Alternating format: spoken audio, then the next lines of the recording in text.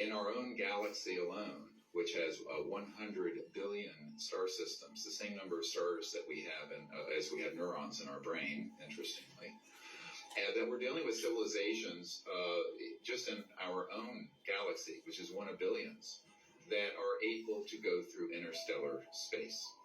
Now, I want to touch on this for a moment because it deals with a little bit that Linda referred to in terms of trans-dimensional or other dimensions. And the technologies and the sciences dealing with this subject are what we have termed trans-dimensional interstellar, TDIS. And this refers to very advanced sciences and technologies where there is a nexus between electromagnetism and the magnetic field, gravitational forces in three-dimensional space and time, and what Dr. John at Princeton in the engineering lab began to prove is the science of consciousness, which was actually an issue that I did talk a fair amount with Lawrence Rockefeller about. Now, a lot of people say, well, this gets into the deep end of the pool very quickly, and in fact it does. But I think that it's important to understand that if you're dealing with civilizations that have gotten here, and that's what we're dealing with, you're not dealing with something that can go just straight through space at the speed of light even, because the speed of light is too slow.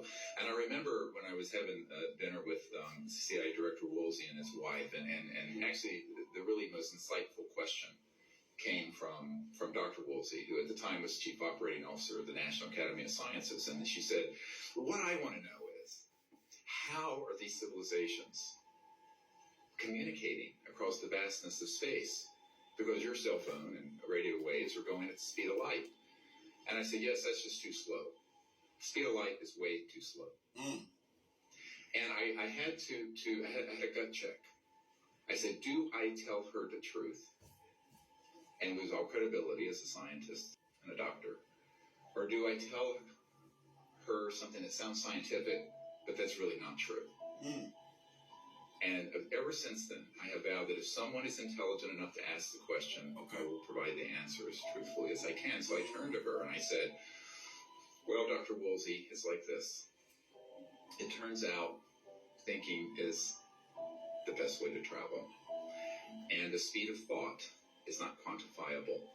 However, when you start getting into the new physics that have been done, where you have the ability to teleport across vast distances instantly, and this has been done with particles, but we're talking about civilizations that can do it with entire spacecraft and occupants. You're dealing with an entirely new physics. But their communication devices and their own innate abilities allow for thought-actuated events.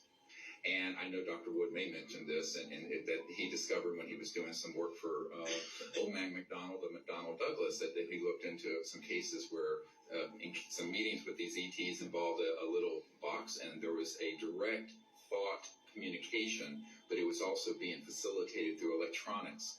And this is something that we call technology-assisted consciousness and thought. And this is a very specific area of study that I really devoted about 22 years to, which may be beyond the scope of this hearing. But I think that in terms of just bringing this issue around, there are so many aspects of it that are very exciting from the point of view of science, technology, and understanding the universe and ourselves. And also, who are we? And where did we come from? And how is it that we exist in this cosmos that is and I agree with Edgar Mitchell on this, that is a conscious quantum hologram that is awake and that we are all part of, and that mind itself is the ultimate final frontier, not space, but consciousness and mind.